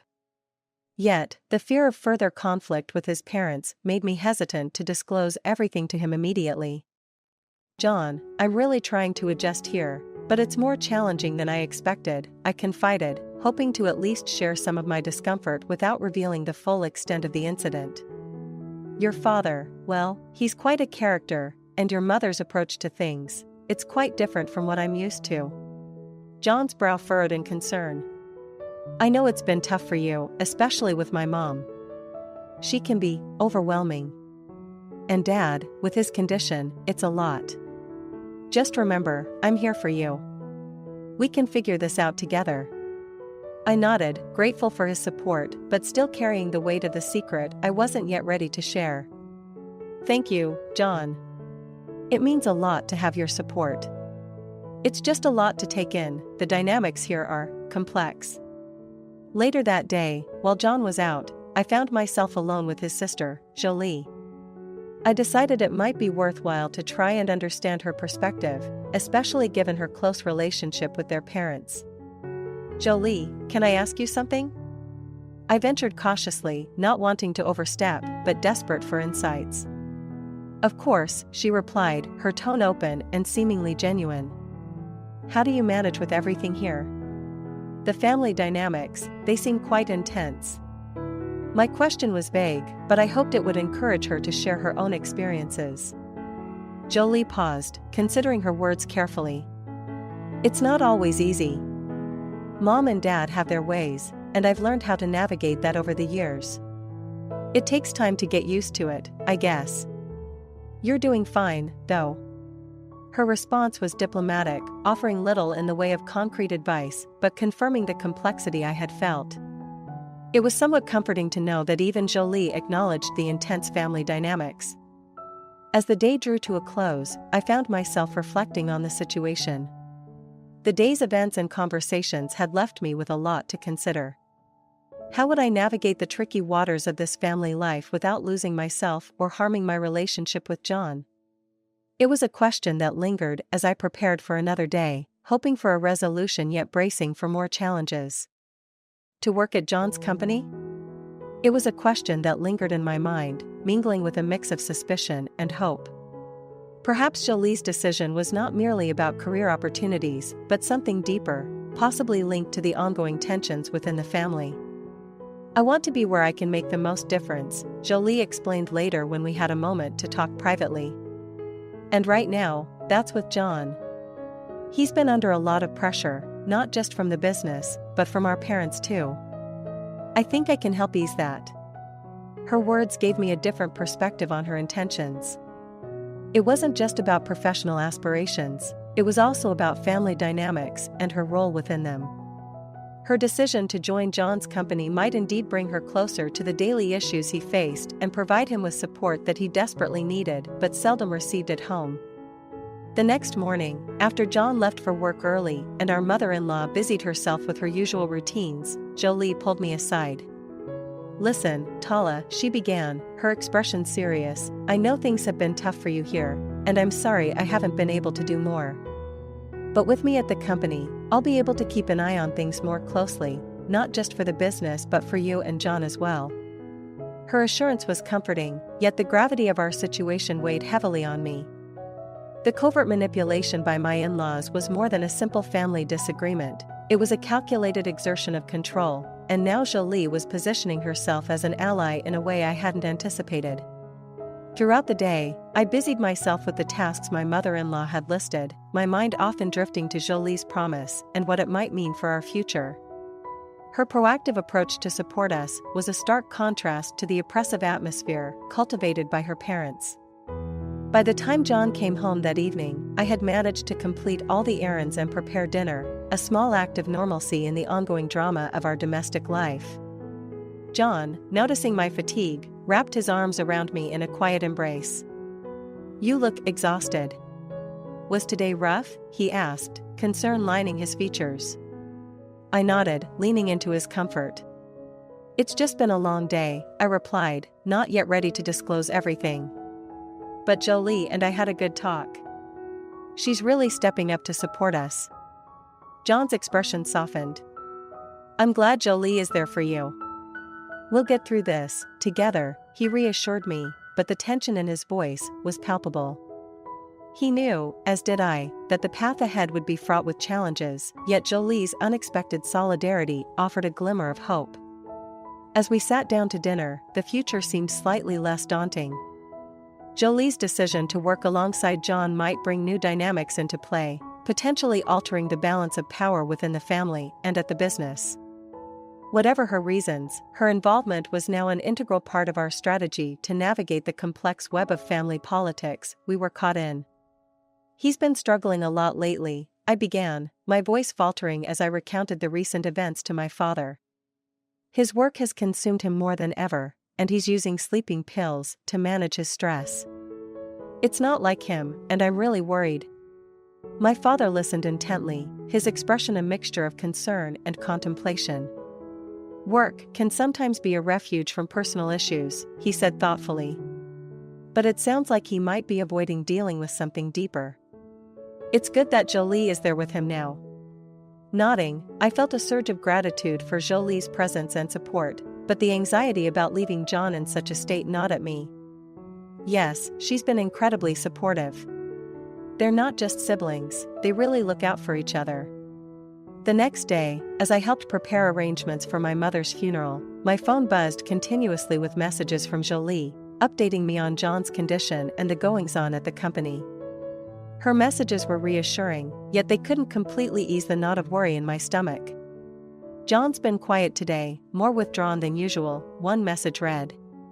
"I'm keeping a close eye on him, but he's really pushing himself too hard." I sighed, feeling helpless so far from home. The juxtaposition of dealing with my mother's sudden passing and worrying about my husband's deteriorating state left me emotionally stretched thin. Amidst the funeral preparations, I couldn't help but feel torn, my thoughts constantly drifting back to John. After the funeral, with many relatives still around, I took a moment for myself outside, the cool air providing a small relief from the overwhelming grief and stress. My phone rang, and Jolie's name flashed on the screen. "Tala, I just wanted to check in," Jolie's voice came through, slightly strained. "John's really not doing well. He hasn't slept much, and I'm starting to get really worried. He won't listen to me about taking a break. Thank you for letting me know, Jolie. Keep trying to get him to rest." "I'll be back as soon as I can," I responded, my mind racing with concern for John. "Of course," she replied. "And Tala, take the time you need there. We'll manage here. Just focus on your family now." Hanging up, I felt a mix of gratitude for Jolie's support and a deepening worry for John. It was clear that we both needed to be there for each other, but being pulled in two directions made it all the more difficult. As I walked back inside, I resolved to discuss everything with my father, hoping he could offer some wisdom on how to handle the dual crises unfolding in my life. But he wouldn't. I couldn't finish my sentence, the words catching in my throat as sobs began to overtake me. Jolie held me tight, her own tears mingling with mine as we stood in the stark, overly bright corridor of the hospital. "It doesn't make sense," I managed to choke out between sobs. "He was stressed, yes, but to think he'd—" "No, there has to be another explanation." Jolie nodded, wiping her eyes. "I know, Tala. I thought the same. But when I found him, it was just too late. The paramedics tried everything, but—" Her voice trailed off, unable to complete the thought. We both knew the gravity of what had happened, but accepting it seemed impossible. The hospital's sterile smell and the distant sounds of medical equipment seemed to amplify the silence between us. After a few moments, we gathered ourselves enough to speak with the police officers who had been waiting patiently. They explained that they needed to talk to me about the circumstances leading up to John's death, to piece together his last days. "Mrs. Smith," one of the officers began, "we understand this is a difficult time, but any information about Mr. Smith's state of mind recently could be crucial." I took a deep breath, steadying myself. "He was working very hard lately," I said. "He had been under a lot of pressure at work. And he was using sleeping pills to help him rest. But I never imagined he would." The words were hard to say, each one a weight on my heart. The officer nodded, taking notes. "Did he mention anything to you recently that might have indicated he was thinking about harming himself?" "No," I replied firmly. "He was tired, stressed from work, but suicide? He would have talked to me, or Jolie, or—" "This can't be right." The officers exchanged looks, their expressions unreadable. "We'll need to investigate further, of course. His phone, his belongings, we'll need to go through everything to understand his actions. The reality of the situation hit me anew. John's privacy, our life together, would now be dissected in an attempt to find answers. I nodded, knowing it was necessary, yet dreading what they might or might not find. After the officers left, Jolie and I sat in silence, each lost in our thoughts. The echo of my earlier conversation with John played over in my mind. How he had insisted he was managing, how I had believed him. I should have seen it, I whispered, more to myself than to Jolie. You couldn't have known, Jolie replied gently. We all saw he was stressed, but we never thought. We couldn't have known this would happen. The rest of the day passed in a blur. Arrangements for John's affairs, speaking with his parents, who were in shock themselves, and the endless signatures and decisions that seemed so trivial now that he was gone. As the day turned to evening, the finality of John's absence settled over me like a heavy cloak. I was now left to navigate this new, unwanted reality without him, holding on to the fragments of our life together, trying to make sense of a senseless act. The pain was overwhelming, but Jolie's support and the need to find answers kept me grounded. We would find out why this had happened. We had to find it first. Curious and slightly apprehensive, I opened the envelope carefully, revealing several sheets of paper inside. They appeared to be copies of emails and medical reports. My hands trembled as I began to sift through the documents, each page potentially holding clues to the unbearable reality of John's sudden departure from this world. As I absorbed the content, the picture began to form, a chain of communications between John and his therapist, along with detailed notes from his last few sessions. It was clear from the therapist's observations that John had been deeply struggling with his mental health, feeling an overwhelming pressure that was much more intense than I had realized. There were mentions of unbearable expectations and escalating anxiety, which seemed to coincide with the mounting responsibilities at work and the constant tension at home. Sitting alone in the quiet of the early morning, I felt a profound sadness mixed with frustration. These documents painted a portrait of a man desperately seeking help, grappling with his thoughts and emotions in a battle that few knew he was fighting. Why hadn't he shared more of this with me? Could I have done more to help him? Lost in these thoughts, Jolie walked in, her eyes puffy from crying but alert. "What's that?" she asked, noticing the papers scattered around me. "John's medical records and some emails from his therapist," I explained, handing her a few of the sheets. She scanned them quickly, her expression shifting from confusion to sorrow to anger. This explains so much," Jolie whispered, her voice cracking. "He was really suffering, wasn't he? And all this while, everyone just expected him to cope, to keep performing at work, to deal with everything at home." "Yes, it does," I replied, feeling a knot tighten in my stomach. He felt trapped, Jolie. Trapped by his responsibilities, by his role in the family, by his own expectations of himself. We sat together, poring over the documents, discussing what we read, and trying to piece together the final days of John's life. It was a painful process, but it was also illuminating. We began to understand the depth of John's distress and the complexity of his thoughts and feelings during those last weeks. "I need to show these to his parents," Jolie said determinedly after a long silence. "They need to see what John was going through. Maybe then they'll understand it wasn't anyone's fault." "Not really."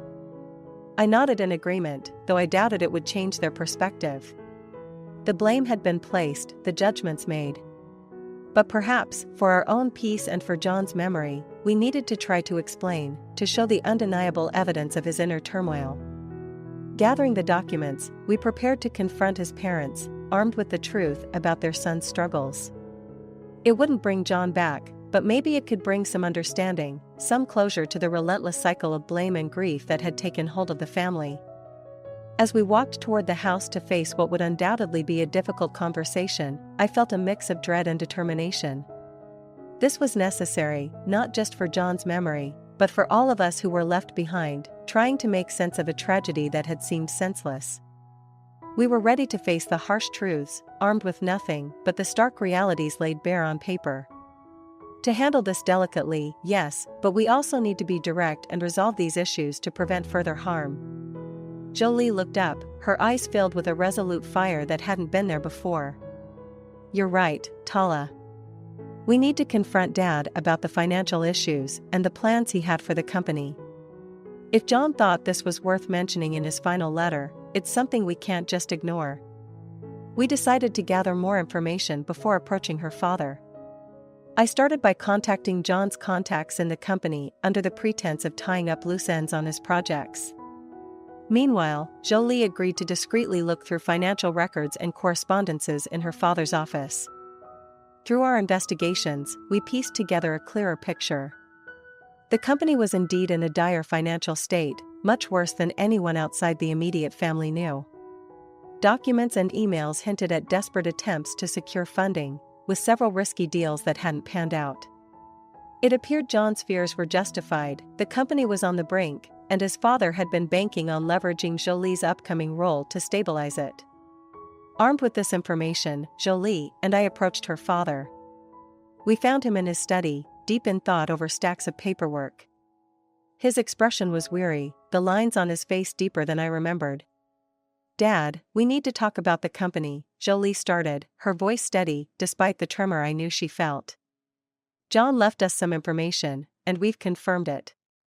The company's financial situation, it's critical. And your plans to transfer responsibilities to me, I need to understand why you thought that was the best course. Her father looked up, surprise evident on his face, quickly morphing into resignation. I was trying to protect our family, he began slowly, to keep everything we've worked for from falling apart. I thought if I could stabilize the company, everything would go back to normal. But at what cost, Dad? Jolie pressed, her voice firm. John felt so cornered by all this that he couldn't see any other way out. We can't keep going like this. The conversation that followed was long and difficult. Her father was defensive at first, but as we laid out the facts and expressed our own fears and hopes for the future, he began to see the situation from our perspective. It was clear that changes were needed, not just for the company's sake, but for the family's well-being. By the end of our discussion, we had agreed on a few critical steps. The company would undergo a transparent audit, and we would seek professional advice on restructuring. Jolie would still be involved, but not as a last-minute savior, a role she had never agreed to take on. Her father finally understood that the weight of his decisions had consequences far beyond financial statements. As Jolie and I left the study, I felt a cautious hope. The road ahead would be tough, but for the first time since John's passing, it seemed like we were taking steps in the right direction, not just to salvage a company, but to mend a family torn by secrets and burdens too great for any one person to bear alone. Spreading out some documents on the conference table. I think these will really help foster a more supportive environment here. We need to ensure that no one else feels overwhelmed like John did. I nodded, reviewing the proposals. They included new mental health initiatives, more flexible work hours, and an open-door policy with HR. These are solid, I replied, feeling a surge of pride. Implementing these will not only improve morale, but also help us honor John's memory in a way that makes a real difference. As we discussed the details, I realized how far we had come from those dark days. The office no longer felt oppressive, there was a new vibrancy to it, a sense of community that had been sorely lacking. Employees seemed more relaxed, and there was a noticeable increase in collaboration and open communication. In the following weeks, Jolie and I also established a wellness program that included regular check-ins with a therapist and workshops on stress management. The feedback was overwhelmingly positive, with many employees expressing gratitude for the changes. It was clear that while the path was not easy, it was the right one. One evening, as we were locking up the office, Jolie turned to me with a thoughtful look. "You know, I think John would have been really proud of what we're doing," she said softly. "It feels like we're finally moving in the right direction, not just in business, but in being the kind of people he always hoped we'd be." Her words resonated deeply. "Yes, I think so too," I responded, locking the door behind us. "It's not just about business success anymore. It's about people, about making sure they feel valued and supported. As we walked away from the building, I looked up at the stars, imagining John looking down on us. Despite the pain and the tumultuous journey, I felt a profound connection to his spirit, a guiding force as we navigated this new chapter. Back at our new home, Jolie and I continued discussing our plans for the future, both for the company and our personal lives. We talked about establishing a foundation in John's name to support mental health awareness and to help those in the corporate world cope with stress and pressure.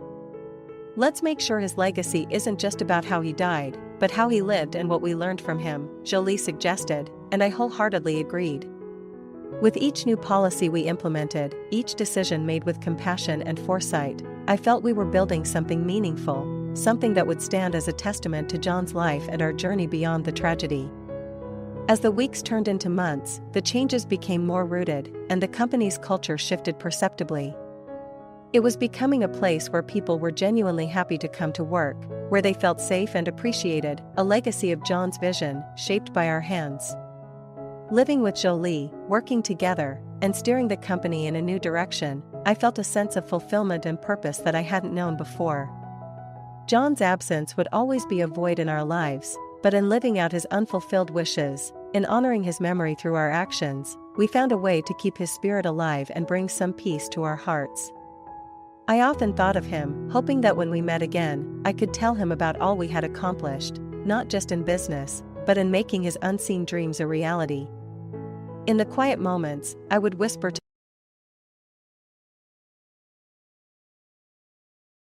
It was a typical Thursday evening at our place, nestled on the outskirts of a sprawling city. Tom and I had settled into our usual routine, him with a beer in hand, lounging on the couch after a long day at his auto repair shop, and me, Nora, eyes glued to my laptop tracking the latest stock and cryptocurrency trends. Our home, a cozy two-story we picked out for its promise of family and future, now felt more like a battleground for our increasingly divergent lives. "So, how was the market today?" Tom asked. His tone was casual, but I sensed the underlying tension. It had become our norm. "Same as always, ups and downs." "Crypto's looking good though," I replied, trying to keep the peace. Tom scoffed, setting his beer down with a little too much force. "Crypto, again? You know not everything that glitters is gold, Nora." I sighed, closing my laptop, bracing for the conversation we'd had countless times. "And not every car that comes into your shop is worth fixing, but you do it anyway, because you see the value in it." "Why can't you see the value in what I'm doing?" "Because cars are real, Nora. You can touch them, fix them, sell them. What you're doing, throwing our money at the wind hoping it'll fly back with more, it's just reckless." I felt the anger bubble up, the same old argument wearing thin. "Reckless?" "It's not reckless, Tom, it's calculated. There's a difference between gambling and investing. I wish you'd try to understand that." Tom stood up, pacing now. "Calculated? You call putting our hard-earned money into something as volatile as cryptocurrency calculated?" "Yes, I do, because I don't go in blind. I research, I study trends, I make informed decisions. It's no different from what you do with your shop." "My shop is a sure thing, Nora. People always need car repairs, but this is just a phase. What happens when it crashes, huh? What then? We could lose money in any investment, Tom. The shop could falter. Nothing's guaranteed, but we've seen good returns on my investments. Isn't that worth something?" Tom stopped pacing, running a hand through his hair in frustration. "It's not just about the money, Nora. It's about security, about not risking everything on a damn coin flip. Why can't we invest more in the shop, expand it? That's a real, tangible way to grow our money. And put all our eggs in one basket? What if something happens to the shop?" "Tom, diversification is key, that's investing 101. He shook his head, the gap between our perspectives as vast as ever. "Diversification, sure, but into something stable, not this digital fairy dust." I stood up now, feeling the need to defend my choices, my independence. You know, for someone who runs his own business, you're surprisingly close-minded. And you're surprisingly stubborn, he shot back. All I'm saying is we could be using that money to build something lasting, something we can see and touch, not just numbers on a screen.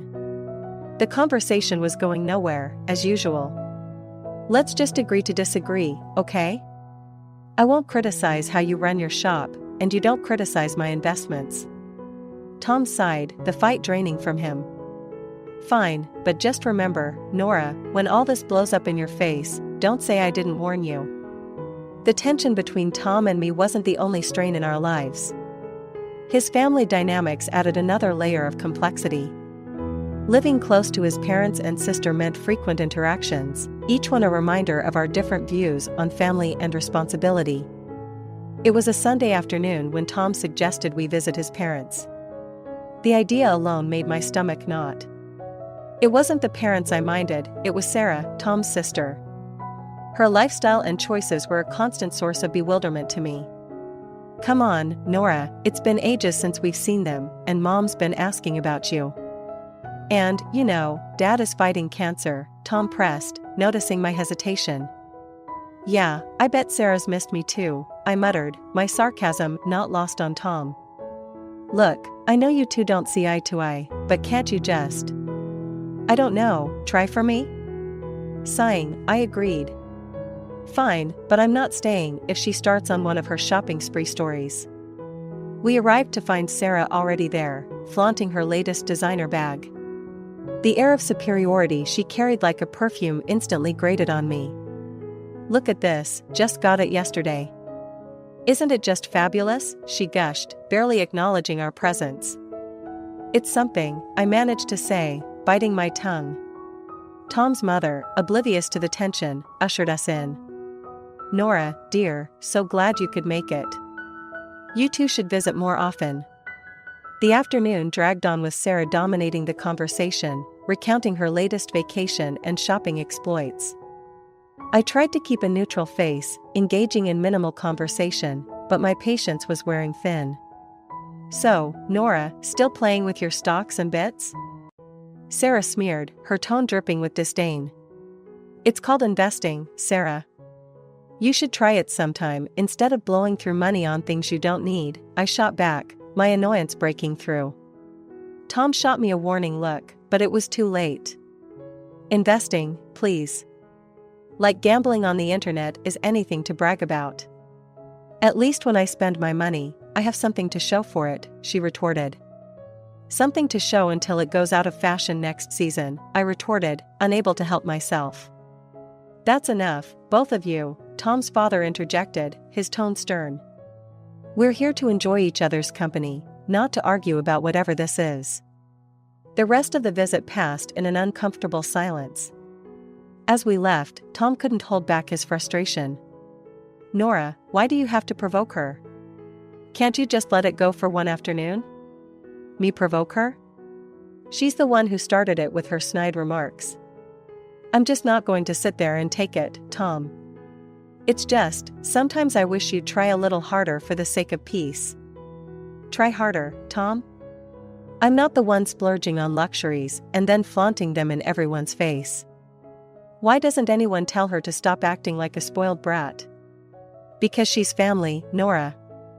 We look out for each other, even if we don't always agree with what they're doing. That's just it, Tom. Looking out for each other is one thing, but enabling bad behavior is another. There's a difference, and it's about time someone pointed it out to her. Tom sighed, the weariness evident in his voice. I know, but what can we do? She's set in her ways, and Mom and Dad aren't going to change how they treat her. It's not just about Sarah, Tom. It's about us too. How are we supposed to plan for our future when there's always going to be this financial black hole in your family? We'll figure it out, Nora. We always do. The news hit us hard and fast. Tom's dad, Mr. Harrison, had lost his battle with cancer. It felt like one moment we were discussing treatment options, and the next we were plunged into mourning. Amidst the shock and grief, Sarah, Tom's sister, took charge of the funeral arrangements. It wasn't long before she dropped a bombshell on us about the cost. Sitting in our living room, looking like a storm cloud had settled over his head, Tom relayed what Sarah had told him.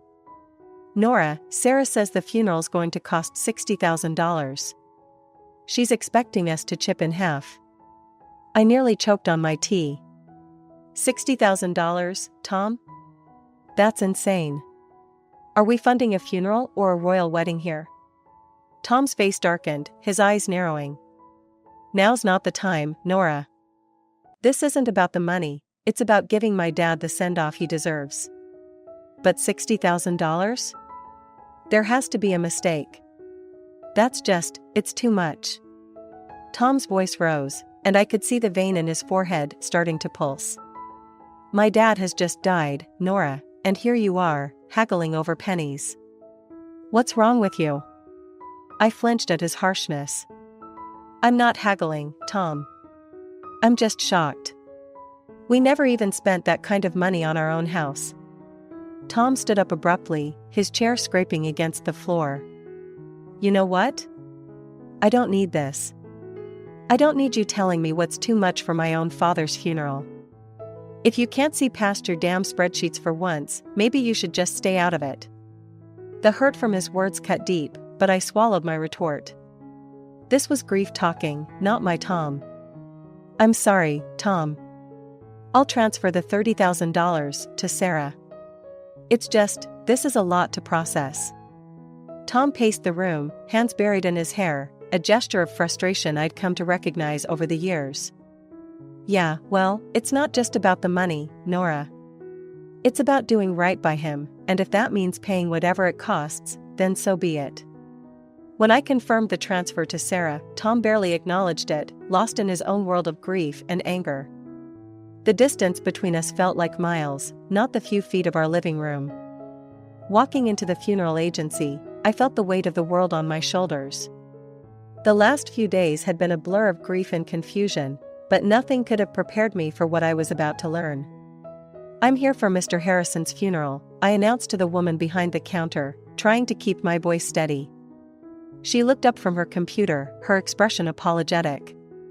I'm sorry, ma'am, but you're a day late. Mr. Harrison was cremated yesterday. My heart stopped. What? But how? I was told the funeral was today. She shook her head gently, her eyes full of sympathy. The family requested to move the date forward. I'm very sorry for your loss and the confusion, the woman at the funeral agency said, her words barely registering as I stood there dumbfounded. My mind was racing. How could Tom not tell me? Why was I left in the dark about such a significant change? Fuming, I dialed Tom's number, my fingers shaking with anger and disbelief. Tom, why the hell didn't you tell me the funeral was moved? I just showed up like an idiot only to find out I missed everything. Tom's voice was cold, detached. Because I didn't think you cared, Nora. All you've done is complain about the costs and question every decision. Why would I think you'd want to be there? Because he was my father-in-law. Because I'm your wife. How could you just exclude me like that? My voice cracked, a mixture of hurt and fury. Well, maybe not for long, he shot back, and I could almost hear the bitterness seeping through the phone. What's that supposed to mean? I demanded, my heart sinking. I'm done, Nora. I can't do this anymore. I can't be with someone who's so indifferent. You're more concerned with your bitcoins and shares than with this family. I've got the divorce papers ready. His words were like a slap in the face. Divorce? Was he serious? You're kidding, right? Over this, Tom? We can talk about it. We can work things out. No, Nora, it's too late. The house is going up for sale. We'll split everything and go our separate ways. That's it. I was speechless, the reality of the situation crashing down on me. This wasn't happening. It couldn't be. Stunned, I wandered back to the parking lot, where I saw Sarah pulling in, driving a brand new luxury car. The sight of it made my blood boil. Nice car, Sarah. Where'd you get the money for this? Inheritance, she said, her smile not reaching her eyes as she tossed her hair back. Yeah, something like that. Dad left me a little something. The casual way she mentioned her father, shopping bags in her hands, and not a trace of sadness on her face, was infuriating. A little something, huh? Looks like morning is treating you pretty well. Sarah's smile faded, replaced by a smirk. Well, we all grieve in our own ways, don't we? Some of us invest in stocks, and some of us in cars. I clenched my fists, the injustice of it all burning inside me. This was all wrong. Tom and I were falling apart, and here was Sarah benefiting from the chaos. Enjoy the car, Sarah. Looks like it cost a pretty penny. Or should.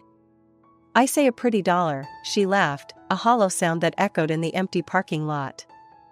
Oh, Nora, always so concerned about the money. Don't worry, it's all been taken care of. I watched her walk away, her laughter lingering in the air. The man I loved wanted nothing to do with me, and the family I had tried to be a part of was showing their true colors. The days following the funeral felt like navigating through a thick fog of disbelief and betrayal. The weight of the divorce papers in my bag felt like carrying a boulder, a constant reminder of my crumbling marriage. But the sight of Sarah's new luxury car planted a seed of suspicion that I couldn't shake off. Determined to get to the bottom of it, I decided to pay a visit to the funeral home, hoping to uncover some answers. Walking in, a mix of suspicion and determination fueled my steps. It felt surreal being here under these circumstances, but I needed answers. The place was quiet, the air filled with a solemnity fitting its purpose. At the reception, I recognized a face from the past, Jackie, a classmate from high school who'd ended up in the most unexpected of places. Jackie! I exclaimed, a bit too loudly for the setting. I didn't know you worked here. She looked up, surprise flickering across her face, before recognition set in. Nora! Wow, it's been ages. What brings you here? Something I can help with? I took a deep breath, steeling myself for the conversation ahead. Yeah, actually, it's about my father-in-law's funeral. I heard it was arranged here. Jackie's expression turned professional, but there was a hint of curiosity in her eyes. Sure, let me pull up the details. Give me a sec. As she typed away, I fidgeted, the weight of the situation pressing down on me. The moment she found the record, her brows furrowed. Okay, here it is. The service was pretty standard. Cremation was requested, keeping things on the simpler side. The total came to $5,000. My heart sank. $5,000? But that's not what we were told. We paid $60,000, or at least we were led to believe that's what it cost. Jackie paused, her face a mask of concern. That's a huge difference. It was Sarah who handled the arrangements, right? Everything here was billed at $5,000, no more. The pieces were starting to fit together, a picture I didn't want to see. Can you print me a copy of that bill? I need proof. Sure thing, Jackie said, her tone sympathetic. She quickly printed out a duplicate of the check and handed it to me. Holding the paper, it felt like a piece of a puzzle that would unravel a bigger deception. Thanks, Jackie. I've got to sort this out. Armed with the printout from the funeral home, my next stop was confronting the family, particularly Sarah. The air felt heavy as I drove to my mother-in-law's house, where I knew they'd all be gathered, probably discussing the estate and the aftermath of the funeral. My stomach churned with a mix of dread and determination. When I arrived, the house was eerily quiet. I hesitated at the door, gathering my courage before stepping inside. The sound of my footsteps seemed to echo through the hallway, announcing my arrival. In the living room, Tom, Sarah, and my mother-in-law were seated, looking like a picture of mourning that was about to be shattered. My mother-in-law, her eyes shadowed with grief, broke the silence first. Dear, we missed you yesterday at the funeral. We thought you'd be there. Taking a deep breath, I replied, I was told it was today. I'm so sorry for your loss. My voice remained steady despite the churn of emotions inside me. Then, I turned to Tom. Can we talk in private? I hoped to spare his mother any more distress. Tom's response cut through the room. No secrets here. You're not part of this family anymore, remember? His words stung, but I pushed on, pulling up the check from the funeral home. Then explain this to me.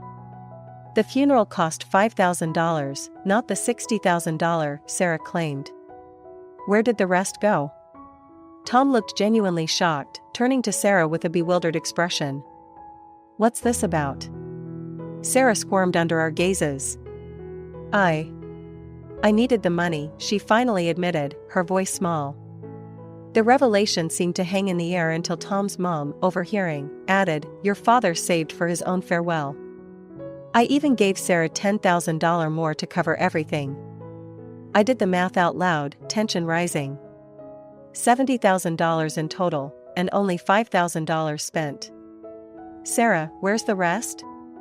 Flustered, Sarah confessed to splurging the money on a new car for herself, her gaze darting away, unable to meet mine. I expected Tom to explode, but instead, he almost tenderly told Sarah, "You shouldn't have done that. Be more careful next time." His response floored me. Careful? She committed fraud, Tom, and you're okay with that? Tom's justification left me reeling. You wouldn't understand. You've got no family. You don't get what it means to stick together. That was the last straw. In front of them all, I signed the divorce papers with a flourish. Sarah, you owe me $30,000. Pay up, or I'm going to the police. Tom's protests followed me out the door, but I didn't look back. I'd seen enough, heard enough. The betrayal was complete, and so was my resolve. As I walked away, the finality of my actions settled in. There was no going back, only forward from here, away from the lies and the deceit that had marred what I once thought of as family. Packing up my life into boxes felt surreal, like I was an observer in my own story. The for sale sign outside the house was a stark reminder of the finality of it all. By afternoon, I was settling into a small apartment that felt more like a fresh start than a downgrade. That evening, as I was sorting through the remnants of my past life, my phone rang. Tom's name flashed on the screen, a name I no longer felt attached to. I answered, curiosity edging out resentment. Nora, you need to back off, Sarah. Tom's voice came through, tinged with an uncharacteristic harshness. Back off? I laughed, cold and sharp. Not a chance, Tom. She took from me, and I want it back. Your sister is a thief. Tom was silent for a moment. She's family. You wouldn't understand. Family? I scoffed. That ship has sailed, Tom. As far as I'm concerned, you and your sister are just people I used to know. He tried to argue, but I cut him off. Save it. Sarah has 2 weeks to return my money, or I'm pressing charges. And you stay out of it. You're nothing to me now. Hanging up, I felt a mix of sadness and liberation. The man I once loved was now just another obstacle in my path to reclaiming my life. 2 weeks later, a knock at my door heralded the return of my $30,000. Sarah stood there, her posture defiant, a sneer playing on her lips. Here's your money, she spat, thrusting an envelope into my hands. Happy now, you money-grubbing witch? I took the envelope, my gaze steady. It's not about the money, Sarah. It's about principle, about not letting you walk all over people. She laughed, hollow and bitter. Whatever helps you sleep at night. As she turned to leave, I called out, just remember, Sarah, karma's a real pain. What goes around comes around. Closing the door, I felt a sense of closure. Leaning against the door, the envelope heavy in my hand, the money was a small victory. But the real win was standing up for myself, refusing to be a victim of their greed and lies. Life had found a new rhythm, calmer and more predictable, when out of the blue, my phone rang, displaying a number I hadn't seen in a while. It was Tom, a voice from a past I had neatly folded away. Hey, I need a favor. A big one, Tom's voice sounded more worn than I remembered. A favor, Tom? We're past favors. Don't you think? The suddenness of the call threw me. It's Sarah. She's in deep this time, Nora. Debt's up to her eyeballs, and the wolves are at the door. We've sold everything, the house, the shop. It's still not enough. His words took a moment to sink in. And you're calling me? Why? I'm not part of the circus anymore, Tom. He sighed, a sound of desperation. Come on, don't be like that. You got out, made it big with your trading. Can't you spare something for old time's sake? I couldn't believe what I was hearing. After everything, he still saw me as a lifeline for their mess. Spare something for her? After she nearly ruined us with her lies? You've got some nerve, Tom. It's not just for her, it's for all of us. You wouldn't be where you are without me. Don't forget that. He countered, his voice edged with bitterness. A laugh, sharp and short, escaped me. Where I am is despite you, not because of you. You think I owe you? That's rich. There was silence on the line, heavy and uncomfortable. So, that's it then? You're going to turn your back on us? Us? There is no us, Tom. There hasn't been for a long time. And as for turning my back, I think you've got me confused with someone who still cares. Hanging up, I felt a mix of emotions, anger, yes, but also relief. That chapter of my life was truly closed. Now, sitting in the living room of my new house, a place I had earned with my sweat and smarts, I realized how far I had come. This was my sanctuary, built not on the shaky grounds of deceit and manipulation, but on my resilience